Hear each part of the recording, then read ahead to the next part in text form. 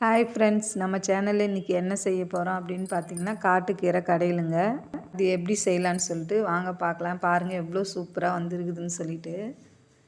இந்த கீரையில் வந்து அனைத்து சத்துக்களும் இருக்குதுங்க. நீங்கள் கிடச்சிதுன்னா செஞ்சு சாப்பிடுங்க. இந்த மாதிரி எவ்வளோ பச்சை பசேல்னு வந்திருக்கு பாருங்கள். இந்த மாதிரி நான் வந்து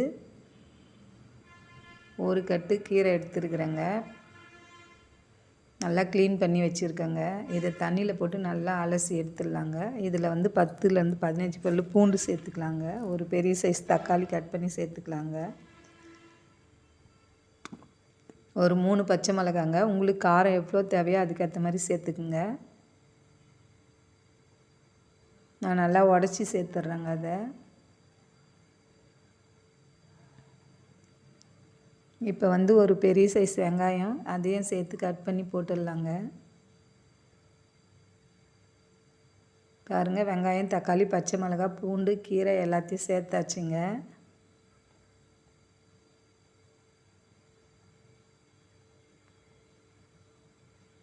இப்போ வந்து இதுக்கு கொஞ்சமாக தண்ணி விட்டுக்கலாங்க. நிறைய விட வேணாங்க. ஒரு அரை டம்ளர் தண்ணி விட்டுக்கலாங்க.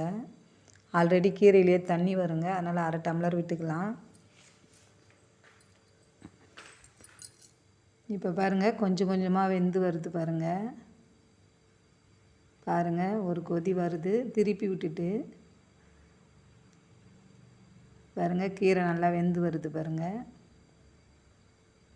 இப்போ வந்து புளி தேவையான அளவு புளி சேர்த்துக்கலாங்க. கீரை பாருங்கள் நல்லா வெந்துடுதுங்க. இப்போ இதை வந்து நான் ஜாருக்கு மாற்றிட்டேங்க. அதுக்கு தேவையான அளவு உப்பு சேர்த்துக்கலாங்க. நீங்கள் அப்படியே கடையிறதா இருந்தாலும் கடைஞ்சிடுங்க. நான் ஜாரில் விட்டு ஒரே ஒரு சுற்று விட்டு எடுத்துடலாங்க. இந்த மாதிரி காட்டுக்கீரை வந்து ரெடி ஆகிடுச்சு பாருங்கள். இப்போ நம்ம தாளிப்பு கொடுத்துடலாங்க.